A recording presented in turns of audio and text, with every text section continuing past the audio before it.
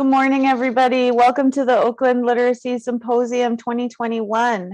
Just a reminder to everybody that we're recording all symposium sessions, including this one. We've just a few logistical questions. Oh, I didn't introduce myself. My name's Julia Sen, and I'm a program coordinator here. Wanted to request that everybody mute yourself, please. And then also, if you could please rename yourself by going and including your pronouns. So you go to the little video square or rectangle that has you in it and click on the three dots and then click rename. And then you can put your pronouns in parentheses after your name. Thank you so much for doing that. I want to begin by acknowledging that we're on occupied, unceded, Ohlone land and share my wish that we start repatriating this land to Indigenous people, Black and Brown people. It's great to see you all here. We have some really exciting things to do with Doc Bree and Precious here this morning, and a lot to learn. I'm really excited. I just met them on Zoom a couple of weeks ago, but these are women that I would like to follow around all day and learn from. So anytime you need a guest at your school, just invite me. I'll be there. I love the littles.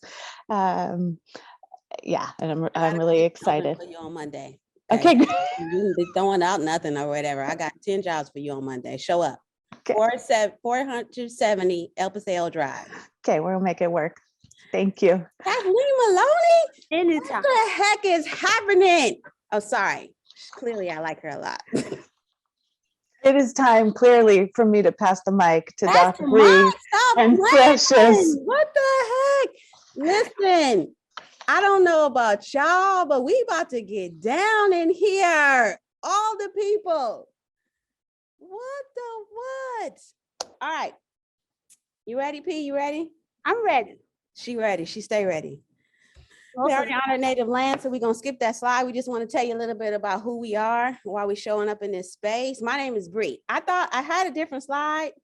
And then I said, y'all probably need to know all my credentials so that when I start to act up a little bit, you remember that I'm a full-ass doctor, okay? Which means anything I say after this point, I got the paperwork to prove it. Mm-hmm. I'm a tithing member of PBC. That means I'm a Christian. I'm an Oakland teacher and an Oakland principal. I got the credentials, y'all. I've been in Teach Tomorrow in Oakland alumni. I'm a new leader alumni, C15. I see y'all in the house already. I'm cohort 1 of the Anti-Racist Collective because that's how I roll. I'm always number 1. DLLF, 4th and Faith, best cohort they ever had. EdLock member since 2019. 2022 Search Oakland. I'm about to be, I ain't going to tell y'all what I'm doing next. Y'all all in my business. That's me. Director of 3Ls, Director of Improvement for Alameda County Office of Education, facilitator for the Anti-Racist Collective, Leadership for Liberation, doing business as Ed 78. I'm an adjunct professor right now because I be dropping bombs in these literacy streets for all of the up and coming principals. That's how I roll, y'all. I'm doing all these things. So remember that when I start saying stuff and you start to question it, because y'all question Black women. We know that's true. Don't act like you don't know. Just saying. All right, my name is Precious James. You should just know that I'm a teacher. And at the end of the day, I have an unwavering belief that every child can. I've done some pretty amazing things in Oakland. I've been Teacher of the Year. I've been in TTO. I'm in the Anti-Racist Collective. But simply, I'm a teacher. You heard her. Sure. Why do we do this work? I don't know. No, I really do know. So I'm going to talk a little bit about myself. In 1977, I was in Head Start in Oakland, California. I'm born and raised Oakland, town business. I'm from here. I went to all schools here. I did that thing. In 1977, I was in Head Start. There's some new laws out trying to get Head Start back in all of the schools, but that was a thing. They should have taught me some letters and some sounds, right? In 1981 through 1987, I was enrolled in kindergarten and through 6th grade at Bella Vista Elementary. That's right. In Oakland, California. Again, all of the schools in Oakland. In 1992, I graduated high school. I'm going to pause right here and say very slowly, I graduated high school, not ready and not reading. I could decode. So let's be clear. I could decode, but I was not ready for whatever was coming next, or I was ready for whatever they set me up for, right? Prison and death, but I wasn't reading. That's a picture of me graduating with my doctorate. I don't give credit to Oakland Unified School District. I give credit to a lot of Black women whose shoulders I stand on, from my mama to my manager at AT&T who taught me to read, and all of these women who have since supported me. That right there is the little one that's sitting in Precious' lap, or she ain't in Precious' lap, but she's somewhere around here. Future Dr. J.J. Myers-Moore, Oakland native, will attend Oakland Public Schools because we're going to get them right before it's her time to enter, and she will graduate ready in reading.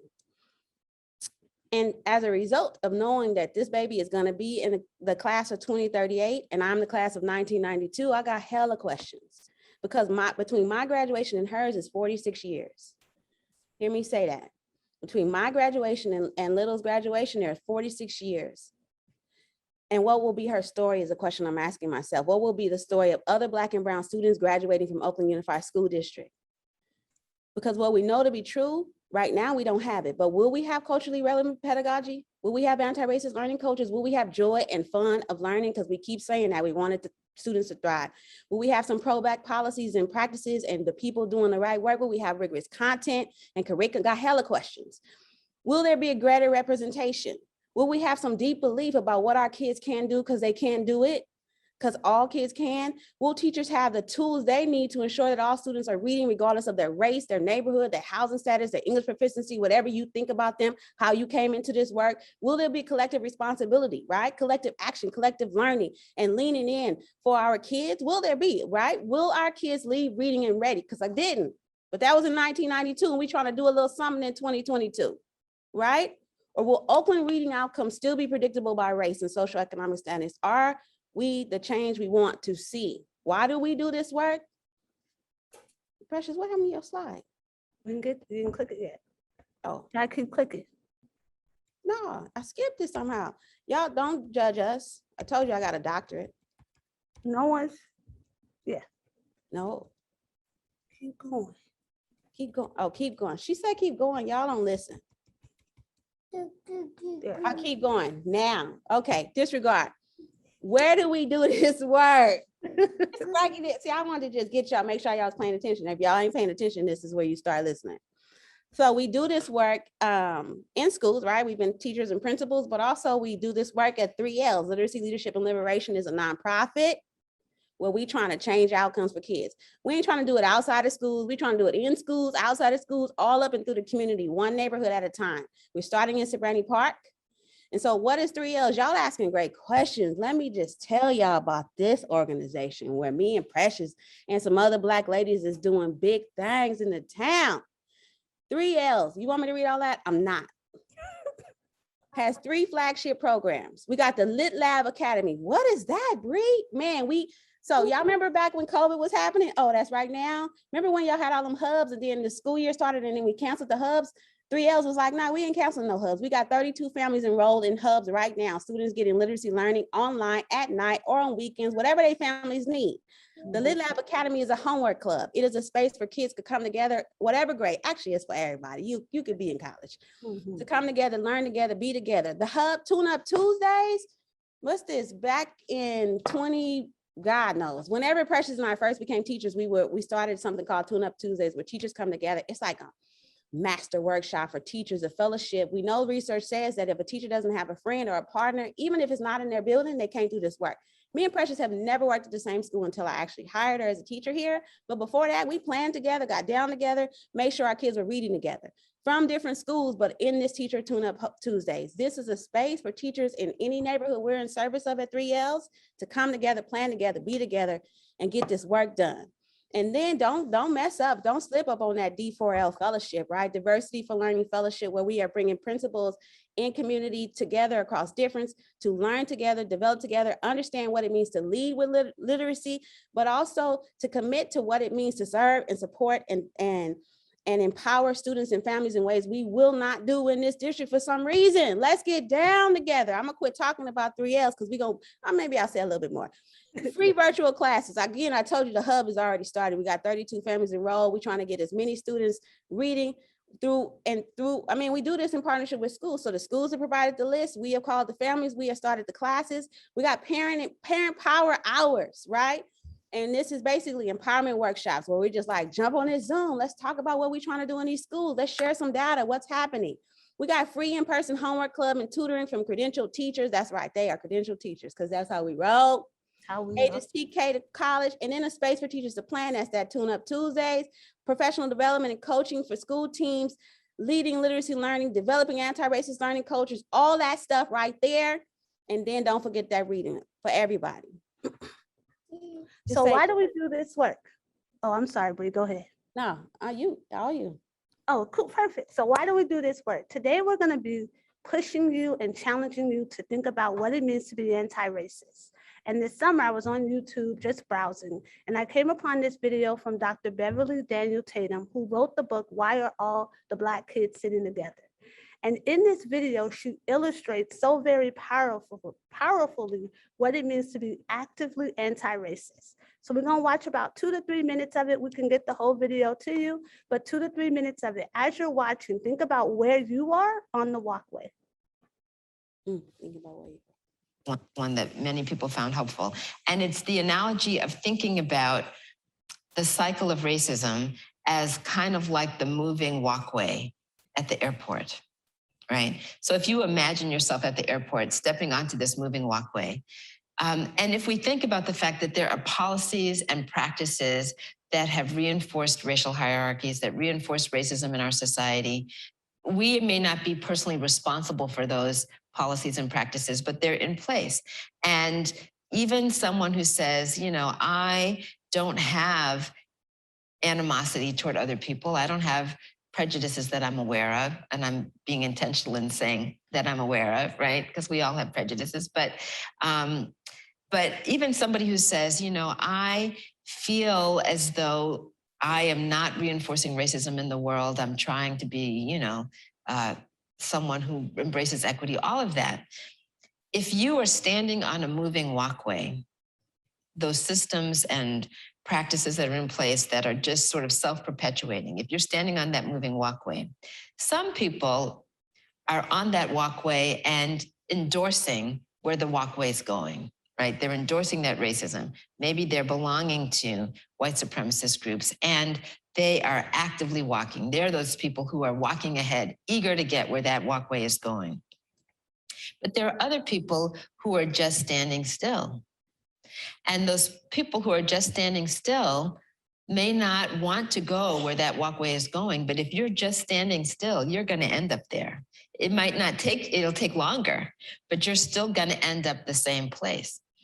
And I think of the people who are walking fast as actively racist, but the people who are standing still as passively racist, right? Because they are also being carried along, participating in the process that that walkway represents.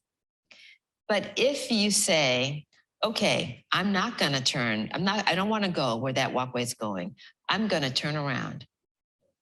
Unless you start moving, actively walking, you're just traveling backwards, right? You know, and so the person who's just turning around might see themselves as passively anti-racist, but as I hope this image illustrates, they are maybe not aware because they're traveling backwards, but they're still moving in that direction.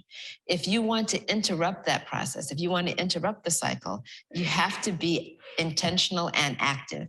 You have to be actively walking fast in the opposite direction in order to. So what's going to happen next? And I saw a lot of you shaking your heads and in the chat, what a great analogy. What's going to happen next? You're going into a breakout room for the next 5 minutes. You're going to take 1 minute to say hello because that's how we move. And then 2 minutes for you and your partner to share what it means for you to be actively anti-racist. What is that explicitly, not the buzzwords, right? I don't see color and all that nonsense and everybody should be treated equally.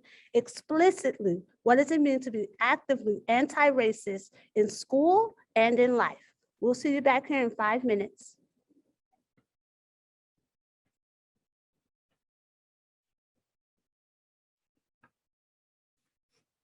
Oop, I sent Brita one. Let me go get her. Oh, I sent her with a friend. That's cool.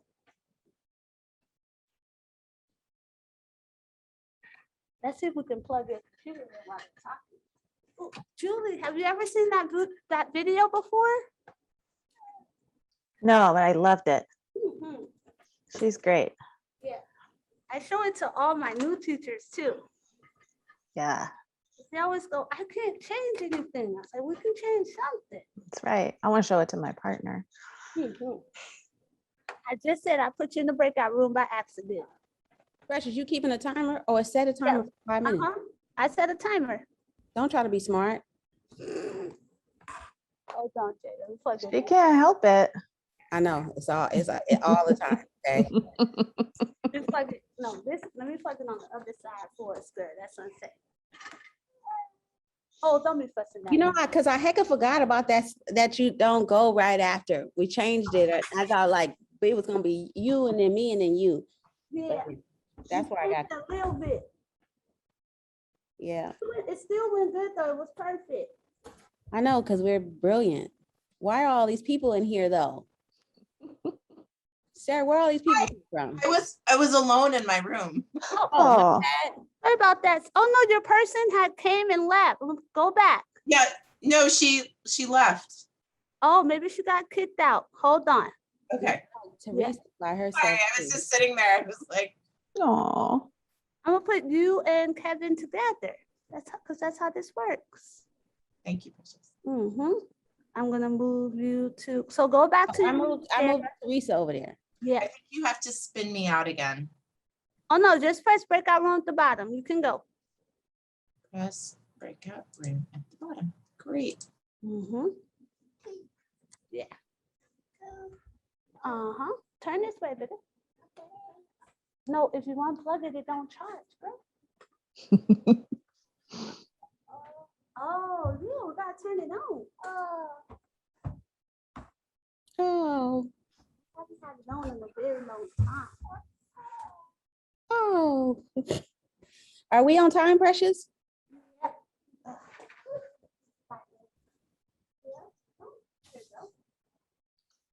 Noble, are you okay? I'm okay. I'm part of the OLC team on the tech side. We No, seriously, I couldn't tell. I was just going to suggest let's pause the recording while folks are away, and then we could restart when they come back. It gives us the time. Oh, that's smart. I'm not touching any buttons though. No, I can't do it. Emily, don't ever come out of the breakout room first. That looks so bad on you. Can y'all still see my screen, or am I not sharing? Yeah, you gotta share your screen now. I should do that. Press that. Wait, is it printing though? No, it's not. What happened to the whole? We can see it. All Okay. right, perfect. So, I hope you had a real good time in your breakout room. We're not gonna have y'all share that because, it signed me out, but that's all good. Zoom still works, perfect. We're not gonna have you share that because we want you to just honor each other's voices. What we're gonna do now is talk about what do we mean when we say acceleration and remediation or intervention? Like what do those two key terms mean and how do they come alive in classrooms? So intervention and remediation has the mindset that those students or these students, and we've said it many times in our own classrooms, these students need more time. So we tell them that they are in the low group, and we don't say it out loud because you don't want to hurt anyone's feelings, but we put them in the same group at the same time with the level A books in 4th grade. We do it. Kids know what it means. They know how to read. It means they're moving backwards. They never gain self-confidence and engagement because we've put them in the low group. Their academic progress is never evident because we never made it clear to them. We said, you need. But acceleration means that no matter how you show up in room 13, where I've taught for the past 5 years, I am going to move with you. I make a promise every year at the start of the year with my families and my students that we are going to gain more in reading. And then to even put it more explicit, I put a number on it, that you are going to gain 1.5 years more, period. No matter what the FNP said, no matter what SRI said, no matter what I Ready said, because kids need to know that they can and they will. That self-confidence means that I do better, that I know where I am and where I'm going. Basic skills don't mean I'm gonna teach you every single thing you missed last year. Yes, school closed March 16th, 2019. It does not mean that when you walked in my room on Zoom last year that I went back and taught every 4th grade and 5th grade skill you missed. That's crazy. It means that I plan for coherent context, that I looked at where my kids are supposed to be at the end of the year and where they're going and what were the prerequisites that's going to get them there and how can they apply them immediately. Nothing taught in isolation, nothing taught not grounded to the work we're doing, because their prior knowledge is what matters in this space. That who they are when they walk in room 13 matters, and what they know and the language they use and the families they sit with, all of that matters. And how do I connect that to new information? We read Esperanza Rising and it was wonderful, but George Floyd was killed and Breonna Taylor was murdered, and they were building walls to block people out, because relevancy means that it's a priority, that they see what happened in Esperanza Rising and apply it to their lives. That one of my students go home to El Salvador and see that her village has no shoes. And what does it mean that we get shoes there? Because what she sees in her real life connects to her motivation and connects to her memory. And what we're doing in class is connected everywhere. There are no low groups, there's no tracking, there's no butterfly group, there's no blue group, there's no red group. There's research that says tracking doesn't matter. We have to stop doing it. Because what happens in our core classroom, what happens in EL education, what happens in making meaning and being a writer means that everything my students need is connected, and collaboration is emphasized. That I'm not taking the power, but that you drive this classroom. And class is fun. You know why all 32 kids logged on last year? Because it's fun and it's active and we're moving and they're in breakout rooms and they're presenting their own work and they know where they are. They can see their growth from the iReady data that I showed to them and walked through them, from the SRI chart that says, this is where you are, this is where I'm taking you, from the small goals they made themselves, such as I'm gonna read a chapter book this week, such as I'm gonna make a presentation and lead a small group. It's not passive, it's not backwards, it's forward. So when we say acceleration, we don't mean gifted, right? We don't mean that at all. And we don't mean just for general education classes. We mean it for every child in the building, whether in special day classes for mild and moderate, because I could talk about Kendall, who is reading every single day in a grade level book and going to his SIPS group with Miss M. We're talking about a space that is full of learning, that does not hide children and lets no one fall through the cracks. We're talking about family. You could go. Because any system that produces any system produces what it was designed to produce. So let's think about intervention. Let's think about Dr. Beverly Tatum's words. Let's think about what we refuse to see when we send students to another room, to another space, to another table, to another, right? Like just, we could, let's make a parallel to marginalization and what happens to kids when we move them out of our space, out of grade level content, out of the learning that is happening with their community, with their family, with their peers, and put them in another room because we are supporting them. Because we're creating a system, right? A practice, a policy that says, when you are not doing this thing that I need you to do in here, I'm gonna put you somewhere else. But we're helping you. But I just said to Precious, my pastor says to us sometimes, if I say something, I'm not trying to step on nobody's toes, but if you feel a little pressure, we want to do something that's called making the invisible system of racism visible. So if we start to ask some really great questions, we can do that. I mentioned earlier that I was a part of the Anti-Racist Collective Cohort 1. That's right, number 1, we roll, we rule, we do all of the things. Deneen Keaton is the facilitator, the CEO, the boss, all of the things. Of all of the magic that helped Madison Primary, that helped us, Precious and I, and our team, and me as a leader, ask great questions. Ask great questions about what does it mean for us that there are practices and policies that keep leading to the same outcomes, and those outcomes are clearly racialized, clearly abusive, but we do that because that's how school runs. There's always going to be intervention in schools because that's what we do. It makes sense. But if we know that a culture that is anti-racist is a culture where student learning and experience drives all decision-making, I'm gonna pause right there because Keaton says, an anti-racist learning culture is one where student learning and experience drives all decision-making. And then the adults are strategically learning and working collaboratively across difference. But if my experience is driven by the decision-making and that makes it anti-racist, then we should consider that my experience in a different room is different than the experience of my peers. And I'm just saying, I'm gonna quit talking because every policy, these aren't my words either, right? These are Kendi's. Every policy in every institution, in every community, in every nation, in every classroom, in every intervention space, in every, right, I'm just ad-libbing, I'm putting a little on it. It's producing or sustaining either racial inequity or equity between racial groups. Intervention is racist. I don't know who said that. This girl is making us mad because I'm an interventionist, right? That's what I do.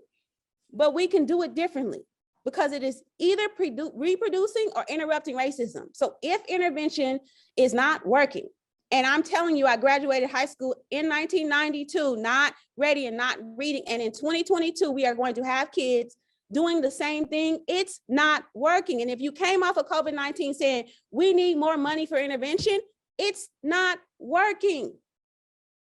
Why are we talking about all this, right? What's the current reality? I can't even talk no more. Precious. So we're going to go into some data. And what we're going to look at is the 4 key resources of the opportunity myth. And then I'm going to tell you a story.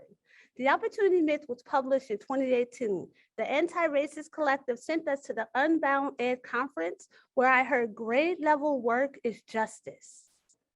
And what the opportunity myth did for me was take all the stuff I had been stressed with and dealing with and put it in a way that all teachers and leaders could receive it. Now, I say millions of students. I'm going to say 265. There are 265 students at Madison Primary.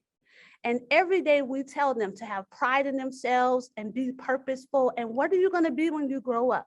And at the end of the year, some of them do not leave reading at the end of the year because we are telling them a myth. If I don't see every 265 students as a student who can, because their life is hard, because their mom is sick, because COVID happened, because learning loss is real, then I'm lying. And that's racist.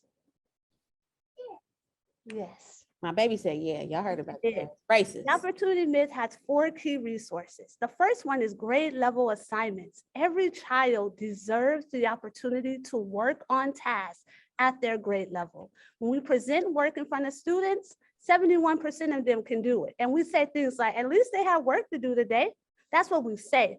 Not recognizing that only 17% of those met grade level standards, because we're not asking ourselves, does this task align to grade level standards? Will my kids even be interested in this? Does it require my students to use prior knowledge and schema? Is it relevant? Will they care? And if we don't, then that's racist.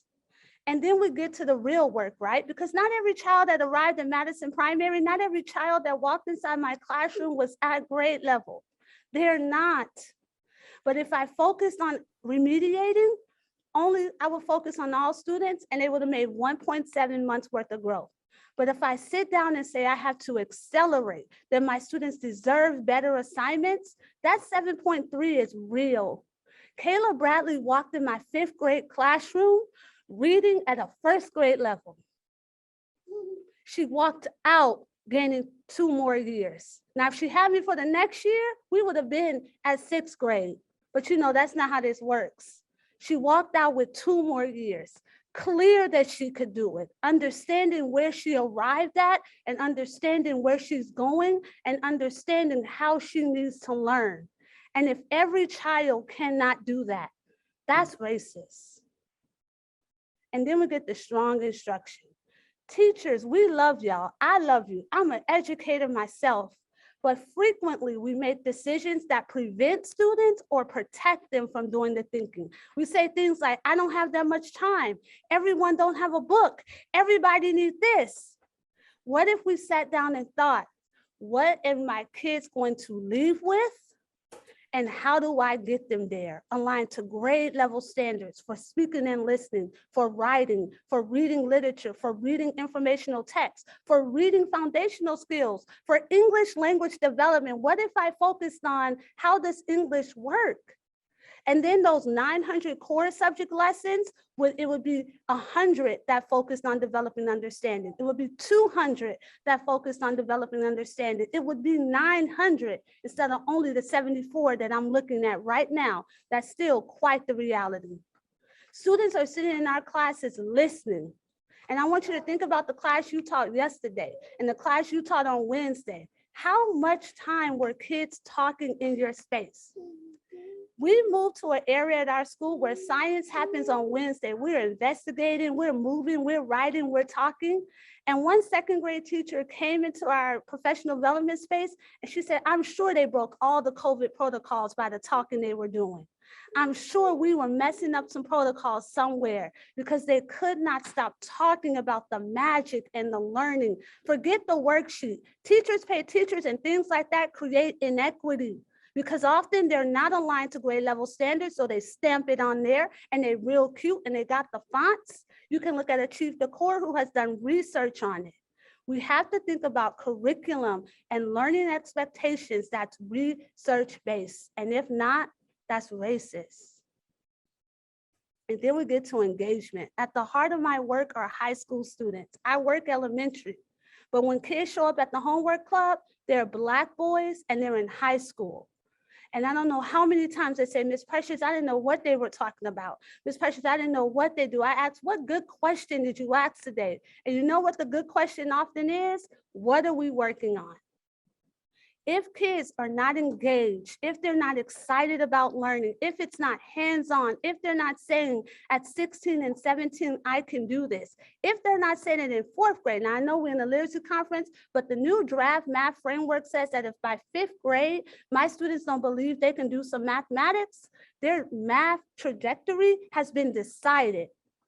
If they're not asking questions, if they're not saying this is real hard, but that book was hard yesterday and I'm going to keep going, if they don't believe it's not important to their future, then we're shaping their educational practices wrong, and that's racist.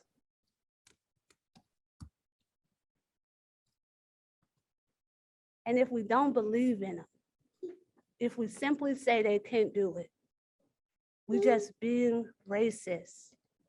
Learning acceleration is a mindset. It's deciding to do the right thing.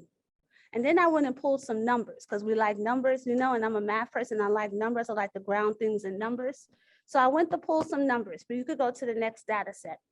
And I went and pulled them before COVID happened, because forget learning loss and all that. We were racist before COVID. There are 4 numbers on this table: 2400s, 2700s, 15%, and 280. You can go to the next one, Bree.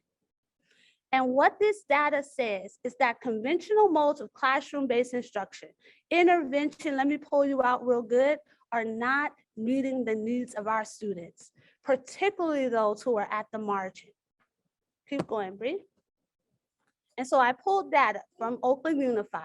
Now, at the end of the year, every year, we give the SBAC summative assessment. Only 24 students that are classified as economically disadvantaged had a 3 or a 4. 24% out of 100. Next slide. Only 33% of those students, of all students in Oakland, not just Black students, not just white students, every child in Oakland that took this test, only 33% of them scored a 3 or a 4 on the SBAC. Next slide. Then we talk about Black students, like how many Black kids are in Oakland? Can we quantify it? Yes, 15% of all students in Oakland are Black. If you look right here, I was born in New Orleans, and I was going through the internet one day, and I found a picture of 15 medical students who graduated from Tulane University.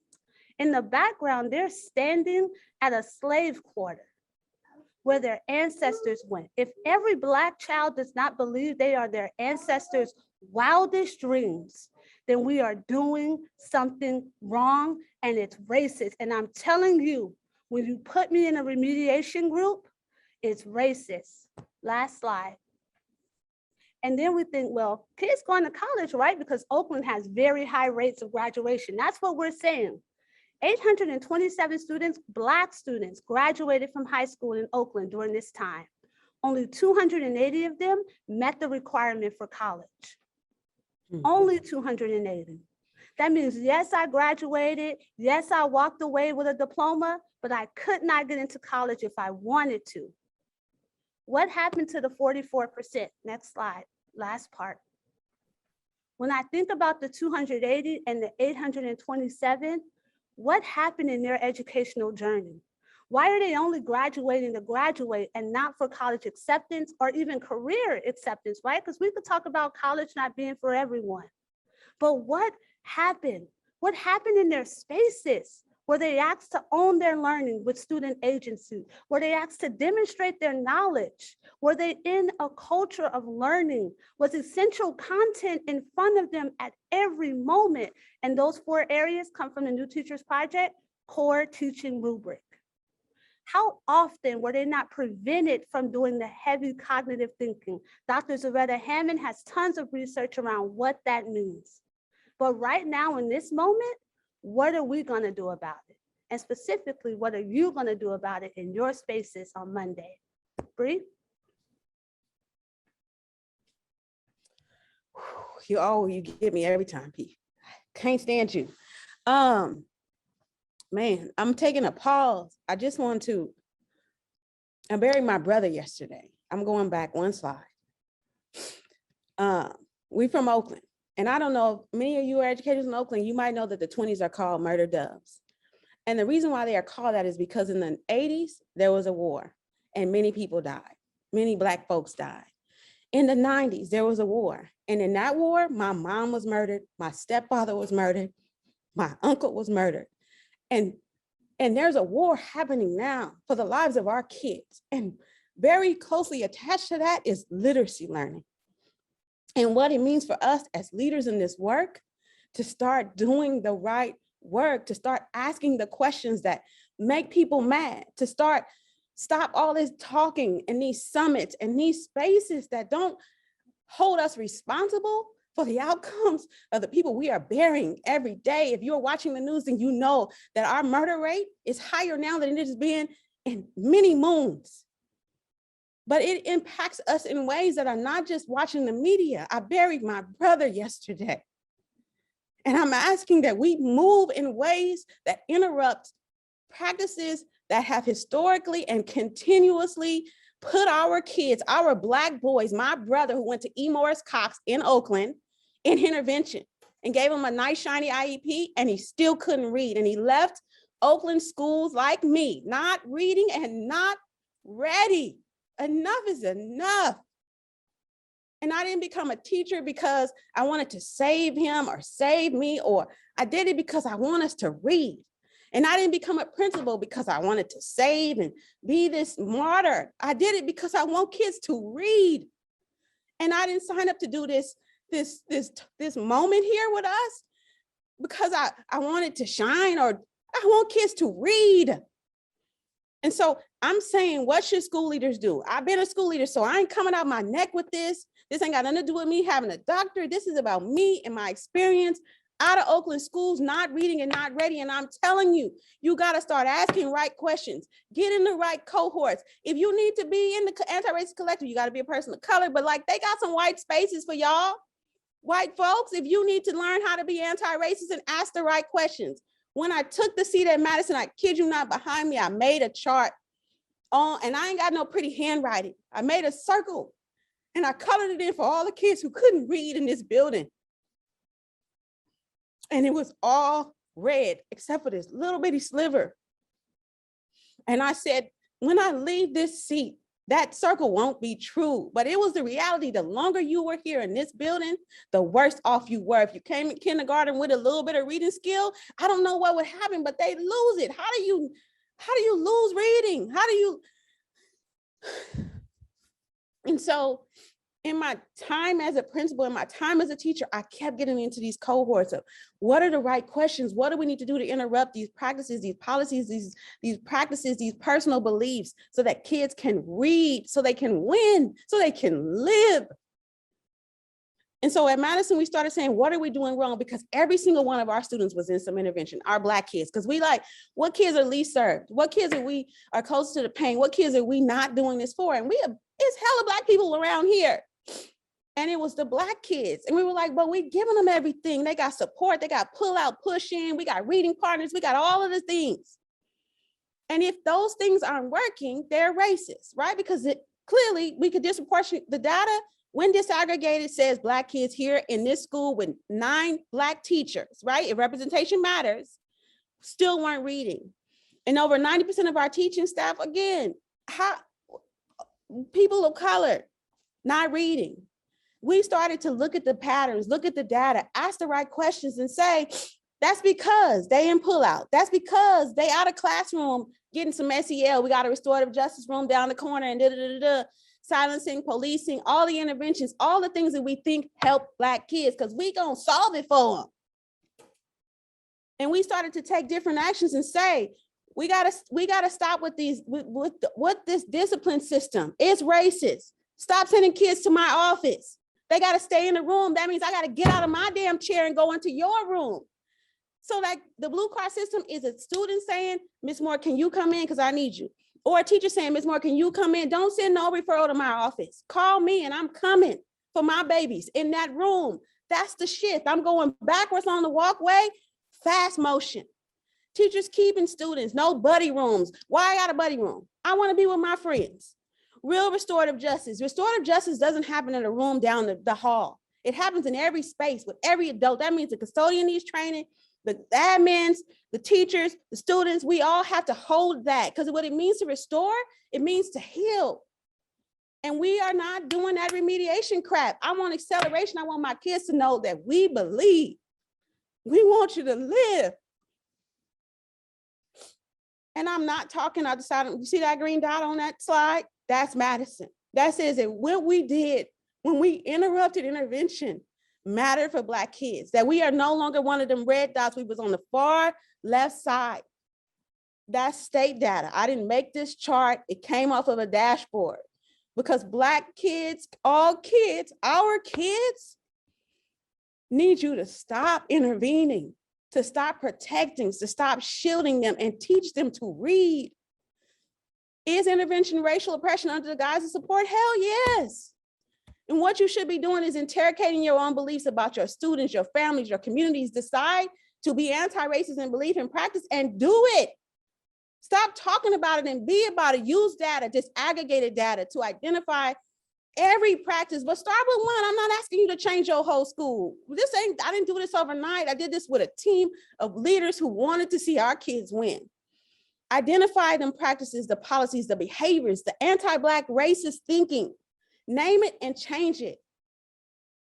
Using safe to fail probes. I say that because at the end of the day, you don't want to rewrite the whole thing. And it ain't about no new manifesto. It is like, what's the one thing we doing tomorrow? Leverage the COVID-19 closure learning. So y'all, we done got back to normal, huh? We back in the building. Just keep a mask on. If you learned something, you learned that the hubs work. That's why at 3Ls, we started hubs again, because they worked, because it allowed families to see what the learning is. They not in this room with us, but can we put it on the screen and say, we're gonna put a Zoom link so you can see what your babies are doing in the room? Leverage what it meant to be in different partnership with our after school programs, with community-based organizations, with our families in different ways, sharing data, sharing what learning was happening, what it wasn't happening, getting transparent, be real. Consider humanness and empathy without enabling racism. We love to say it's so hard, it's so hard, it's so hard. It's hard to bury your brother. It's hard to leave high school not reading and not ready. It's hard to learn how to read at 30. It's hard to not be able to get a job. It's hard to be poor and see it generational. It's hard. And I want to read. Well, I want you to love our students enough to teach them to read. Support teachers with learning acceleration. I swear to goodness, if another principal put on a slide deck, we're going to do acceleration without supporting teachers, that definition that Deneen Keaton of the Anti-Racist Collective put up, that it is also about teachers learning together. You can't just name it and not teach it. Be the lead learner, lean in. You got to know it too. Here you go right here.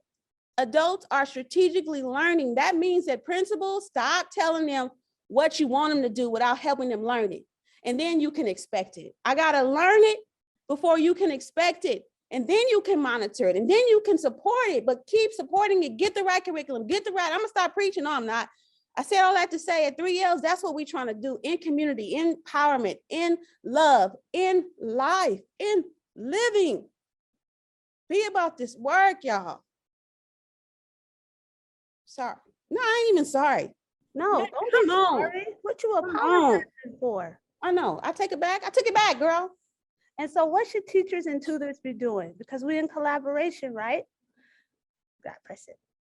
What I decided to do is see it as a soft revolution. There's an article that talks about what it means to make a soft revolution. And you can't focus on every problem in the universe. You can't focus on every problem in your school.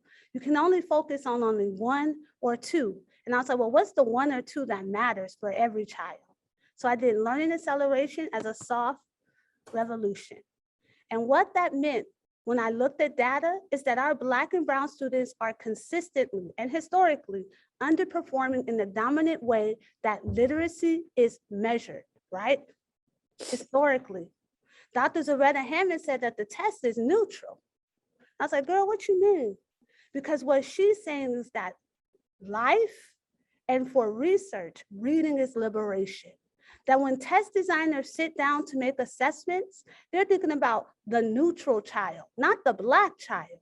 And I said, well, I'm just gonna teach my kids the code because you make the invisible visible. And in 4th grade, when my students arrived last year, we had some students who were within 1 year. We had 2 students who were multiple years below. That's what that red means. We had some students who were already performing above grade level. They arrived at me reading. My job was to maintain that. And in 5th grade, right, because the longer kids stayed at Madison Primary, the less they were likely to read, a good chunk of them arrived reading multiple years below grade level at the start of the pandemic. I didn't go say, Lord, I got to teach everything from reading from 3rd, 4th, and 5th grade. I didn't say that. Didn't say it at all. Didn't place them in red, yellow, and blue and green groups, for that's crazy. Sat down, went through a data protocol saying at the end of the year, if 830 is grade level, and I only did this for the Scholastic Reading Inventory because at this time, that was the only assessment our school had been using for the past 5 years for reclassification, for comprehension, for everything. I didn't sit there and say, goodness gracious, I got all my 5th graders there in this red group. We got to be doing small group reading intervention every morning. No, I said, what does grade level mean? How realistic is this data? How can we move students, and who do I need to be in relationship with? And every child at the end of the year, while some of them never made the 830, they did make 1 year Morse growth. Now they're not with me, because if they was with me, we'd still be doing our good reading. But I said that it was my goal and my belief that no child within my class with 161 arriving, that we're gonna get to 246, and that's still multiple years. But my goodness, it took Leslie and she worked real hard. So the soft revolution, you can go to the next slide, means that there's some things I'm doing as a teacher. I'm interrogating my own beliefs. When students arrive with IEPs, what am I thinking about them? What am I saying? When students who arrive with family lives that are disruptive and they can't hear me on the Zoom and their camera is off, am I pushing them to turn the camera on? Is that the hill I'm gonna die on? Or am I creating a learning space where all kids can? You could like click them all. I'm gonna decide to be anti-racist, period. I'm gonna look and learn and figure out who my kids are. And you know what? They never turned the camera on, ever. You see that data back there? The cameras never came on because we tried it and the internet sucks. But what it meant is that I did virtual home visits. It meant that I created learning spaces where they can get their camera on and their internet is whack, but I still know they're doing the work. That I did some learning about the science of reading. I went to a class because I said, I gotta get better at foundational reading skills for my 4th and 5th graders. I gotta know what phonics is and phonological awareness and what it really means to teach comprehension. I have to get better. I have to develop myself. And when I didn't have the answer, when I didn't know what to do, I went to Dr. Bree, or I found the teacher through the 3Ls Academy because we're connected. And I said, teach me. Because at the end of the day, I have power. I go home every day in a car with food in the refrigerator, with 2 and 3 and 5 degrees behind my name. I do. But what am I looking at when I think about the power from my students in my classroom? See, I'm not doing nothing for you because that don't work. See, intervention, that don't work. Remediation, that don't work because you those kids. I'm doing something with you. I am building an instructional learning relationship. And Deneen, who was in here, was the one who taught me in the Anti-Racist Collective. She gave me some papers. I went to talk to kids. Probably shouldn't have done it at that time, but I found out from them what they needed in their teachers, what they needed in their spaces. I started professional learning communities at our school site. We started interviewing everybody. And it was amazing because Angela Davis said, I am no longer accepting the things I cannot change, but I can change the things I no longer can accept. I no longer can accept remediation at this school, remediation for anyone. Because you don't need a lot of money. You need some time. You need somebody in power with you. And I see the question about the state mandated, I'm going to say state mandated tests. You need some time to look at those and think about grade level standards and think about what do kids need in order to do that work. To read multiple texts and ask the good questions. You can go to the next slide. What did that look like in my classroom? See, I made the mindset shift. See, I changed my practice.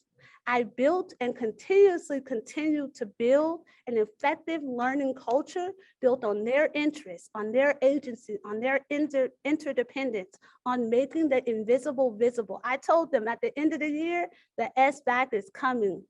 And this is what it looks like. You're going to read multiple texts where you have to find evidence to support your answer. You have to write an essay. Okay, because the standard says you should be able to do it in one sitting. I made the invisible visible and kept high expectations and grade level standards and centered who they were in my space and gave them choice in assignments and engagement, because just because the standard says they have to do this thing, it does not mean that the task has to show up this way. There are 3 UDL guidelines that you should check out: multiple means of representation, multiple means of action and intervention. Think about what kids need and form the relationship. Like Dr. Kareem Weaver said, like Rita Pearson said, that no learning will happen without relationship, none. And there are 5 literacy accelerators, because we're in the literacy conference and I just read this report, I downloaded it, I printed it out. You have to go get them. We can share it with you.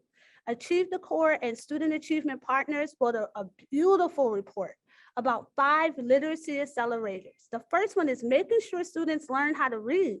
That's why you gotta go learn the foundational reading stuff. That's why you do the SIPS work and do the professional development. You go learn that stuff so that when students come with you where you're like, what the what? I've learned this, I have a resource, I can go find it. Ideally by grade 3, we want our students reading, because the school to prison pipeline is real. It's not something we're making up. There's a statistic that says 1 in 3 Black men are going to end up in jail. It's not something we're making up. They have to know how to read. We have to take their knowledge and grow knowledge together. We have to expand vocabulary. That's why everyone's doing designated ELD.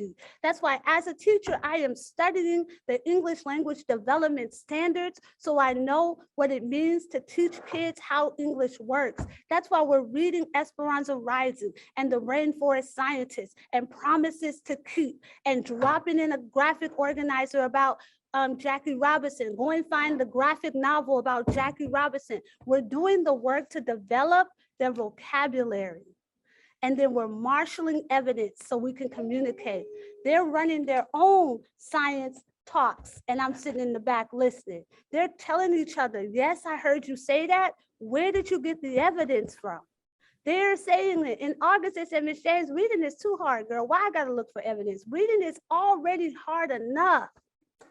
And by May 2021, it was like, I know this because that, and I found it on this page because I centered who they were. I taught kids how to read.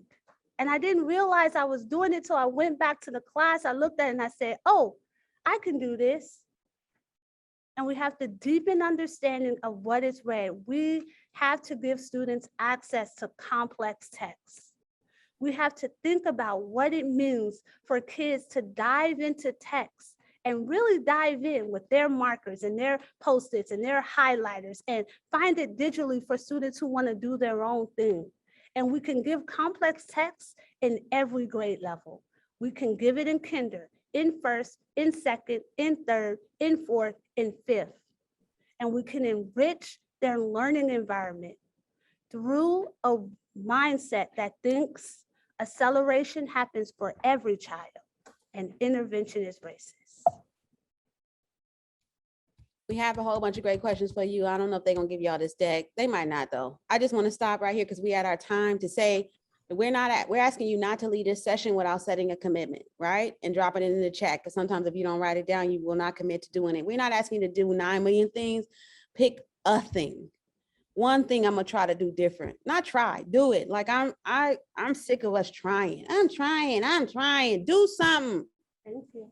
And all while you doing that, I want to say, cite Black women, pay Black women. Stop asking us to do stuff for free. Listen to Black women. We hella smart. Sponsor Black women. 3Ls is not gonna run itself. It's a nonprofit. So if it's a funder in here, I'm gonna need 5 million. Give up the cash so we can do this work right. Just saying. That's my time. Julie, you got us? Dr. Bree, Precious, thank you so much. We still have until 11:30. So if there's a few more things you want to say, yes, or we can take questions. Right here. We're gonna take questions after this. Okay, we can't end without Maya speaking. So y'all just sit back, relax, listen to Black women. She about to talk. Respect the space. Okay. There's an African-American song, 19th century, which is so great. It says, when it looked like the sun wasn't gonna shine anymore, God put a rainbow in the clouds. Imagine. And I've had so many rainbows in my clouds. I had a lot of clouds, but I have had so many rainbows. And one of the things I do when I step up on a stage, when I stand up to translate, when I go to teach my classes, when I go to direct a movie, I bring everyone who has ever been kind to me with me. Black, white, Asian, Spanish speaking, Native American, gay, straight, everybody. I say, come with me. I'm going on the stage. Come with me, I need you now. Long dead, you see? So I don't ever feel I have no help. I've had rainbows in my clouds. And the thing to do, it seems to me, is to prepare yourself so that you can be a rainbow in somebody else's cloud. Somebody who may not look like you, may not call God the same name you call God, if they call God at all. You see? And may not eat the same dishes prepared the way you do, may not dance your dances or speak your language, but be a blessing to somebody. That's what I think.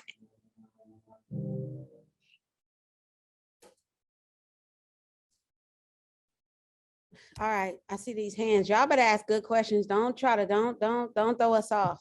Okay. No, I'm kidding. I don't know whose hand went up first. I'm gonna stop sharing so I can see your faces.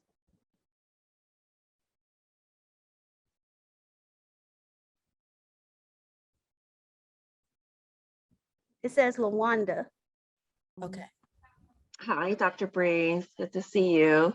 See you too. Yes. So I'm here with other colleagues, my colleague Teresa, and I think Taji's. Hey, Taji, see you here we're from the early learning department.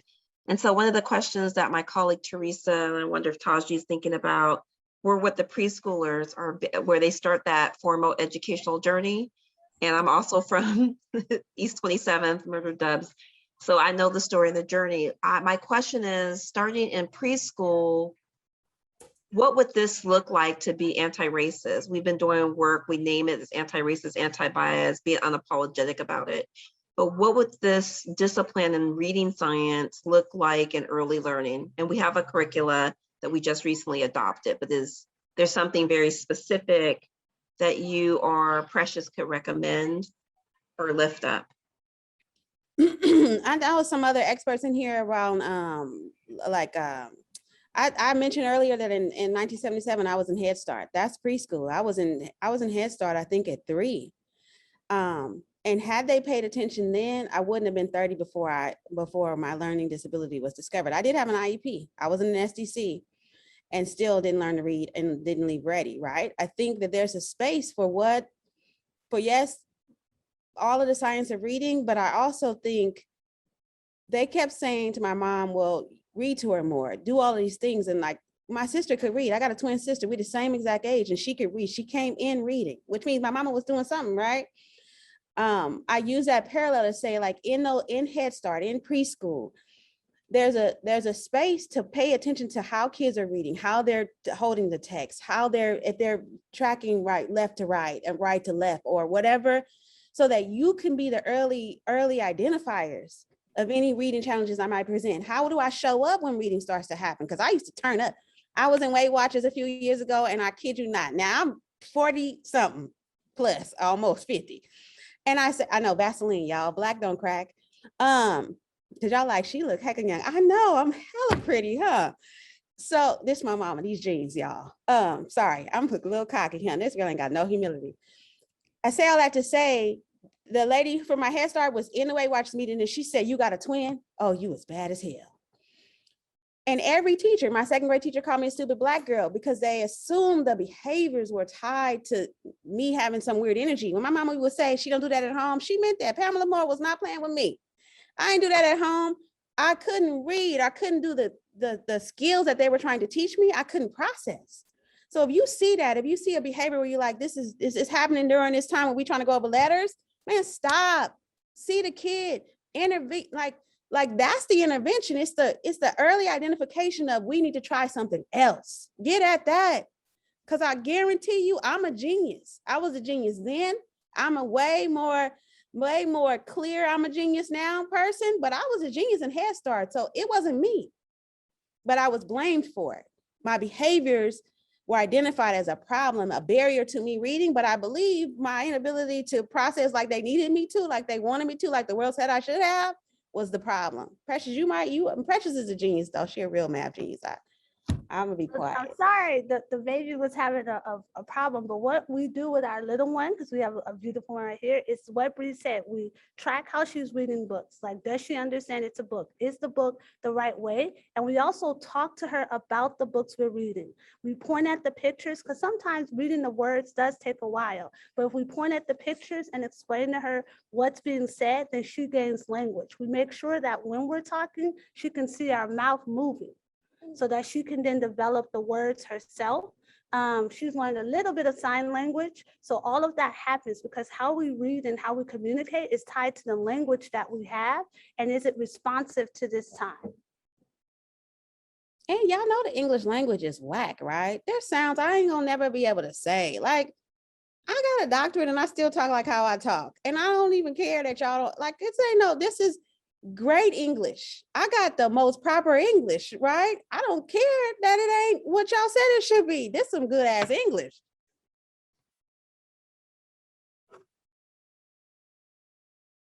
Okay, thank you. Any other questions? I'll be having way too much fun. Y'all better have some questions. It's 19,000 of y'all in here. Hey, Bree and Precious, it's so good to see y'all and so excited for all the things that you're doing. So amazing. You know that I'm an intervention specialist, right? And I just wanted to lift up the fact that intervention doesn't look like remediation all the time. Those are different things, right? Because what I'm about is accelerating student learning. And I wanted to lift that up because people of means pay me a lot of money to do what I do, right? Because it's not remediation, right? Because it's not like we're gonna stay right here. It's like we're gonna move fast, and we're gonna move fast by understanding what's not in place, like that processing deficit that you were talking about. It's like somebody should have caught that right then and been like, oh, Bree, you are beautiful and brilliant. And here are the tools that you need to do what we're asking you to do, right? And so it's not for me an either or thing, because I grew up with Black books and like with everything around me, with oral traditions, with like language, like we got mad language skills. And if you're not using our students' mad language skills to connect them with what we're asking them to do, you ain't doing the right thing, right? And so all of the things that you're talking about really resonate with me. And I want to lift up the fact that there are other ways of intervening that are not about keeping kids in the slow class or the slow reading group or any of those kinds of things. And I think that when we marry those things together, that's when kids are out the box, right? Because that what you were talking about, Precious, where I got 7 months or I got a year, I'm like, I can get you 2 or 3. That's right. You know, that's right. You got a few. I can get you 2 or 3 because I know those foundational skills you're still talking about, right? I know how to accelerate them, right? That's so how can we work together to bring all of that to the table? Yeah. And we say, like, I'm not telling you not to bring in partners, but I'm saying that any partner that works on this campus understands we're not doing what y'all used to do.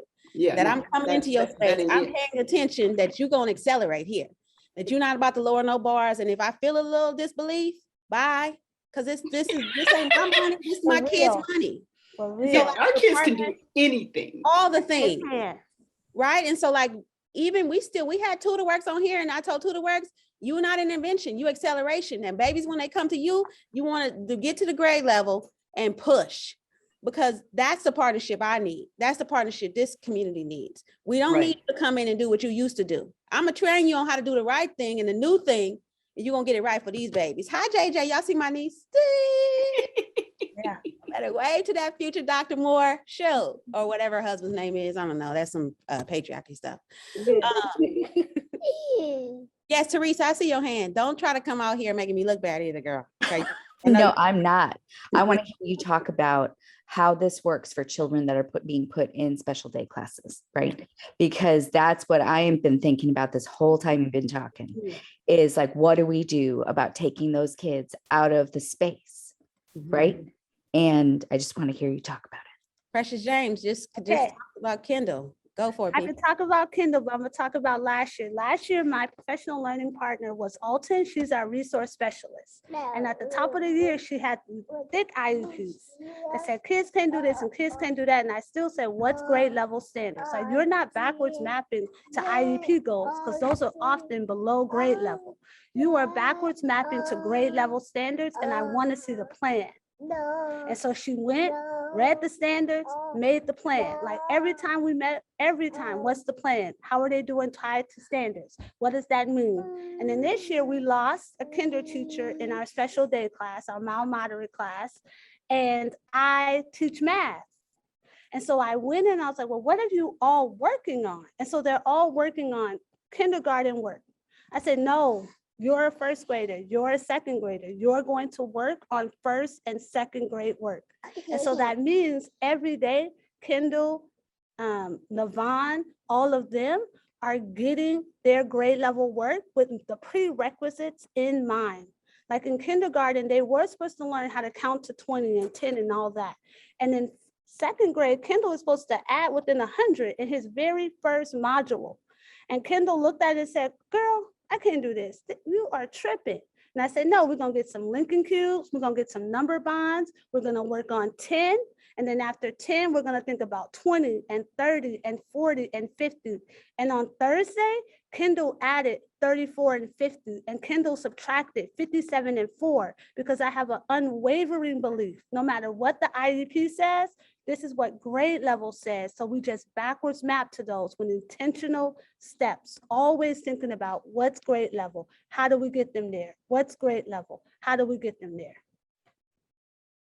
But you heard Precious say the support, the instructional fellowship with the teacher. She was a new teacher. She didn't tell her go accelerate and then go off into the blue lagoon and never come back. It was every week practicing with the teacher, planning with the teacher, watching the teacher, giving feedback. Like, we love to tell somebody what to do and then don't help them, don't support them, right? I said they got to learn it. You can expect it, but if they ain't learned it and you ain't supporting it, man, get out of here with that. As a teacher, I was in all of the fellowships and all of the things because I needed to learn, but our teachers deserve the right support, not to be thrown into a room and then you come back 3 times a year and tell me what I ain't doing right. Get y'all lives around that. Support teachers. I can tell this conversation could go on all day and I could stay here for it, but we have to end. And I'd love it if somebody takes us to Hoover and keeps the conversation going there. We'll definitely be sharing these slides and these recordings. They'll be up for, give us a week or so to get it all together, and then we'll put them up and the recordings will stay up for 6 weeks. I would really like to thank Doc Bree and Precious for doing this for us. I invite everybody to please unmute yourself and give them the praise they deserve. Thank you. Thank you so much. Amazing. Thank you. Awesome job, Sid. Well done. Screenshot. Thank you. Thank you both. Really powerful. Fire, huh? Sending warm fuzzies That from was the fire, library. y'all. Warm fuzzies. That was fire. Becky, Fire. I miss you, Becky. Need to pay teachers more. Hey, I'm gonna reach out to you. Pay Black women first, though. Okay, I just want y'all to pause for a minute and give these Black ladies they do. We out here Right. on a lot of things. That's right. Thank you, everybody, for participating. We're going to take a quick break for lunch and we'll be back at, I put it in here. Somewhere. 1 second. Don't be late. It's like 12:15 or something. 12:10 for the next workshop session. So please join us there. We'll see you on Hoover. In the meantime, thank you so much, and we'll see you soon. 3Ls need your money, funders. Yes, You're in support this 3Ls. Support 3Ls. Don't go slipping on your pimping now. Okay. Love you, Bree. Hey, why is that? Say hi, JJ. Say hi, bye, people. Y'all see we wearing our yellow, okay? We matching. We twinning today, JJ. Girl.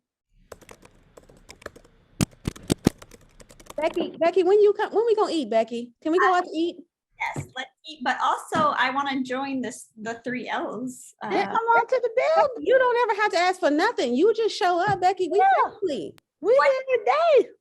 What time is the planning on Tuesday? I have class on Tuesday this semester, but we fully launched the back in person virtual hub in January. So we're waiting till schools get okay in January. But we can plan with you, Becky. We can plan now. Learning is anytime. Yes, let's do it on Zoom. We could get down, do some great magical stuff for kids together. Email you both. Okay. I thank you. The rest of y'all just stand here because y'all like my smile. I know it's heckin' pretty, huh? You got fans. Sonia Thatcher put a comment in the chat, says, can I persuade / clobber Salesforce on your behalf? They seem to have the money. Man, beg them for me. Get on my team, would you please, Sonia? When I tell you right now, my dream is to have 5 million in the bucket and to be able to launch it in every community. Like at the end of the day, if we don't get this right for our communities, right? So like 3Ls is a one neighborhood at a time initiative. And I just know when I grew up in the 20s, we had the I think of the community center aspect, right? We had the community center.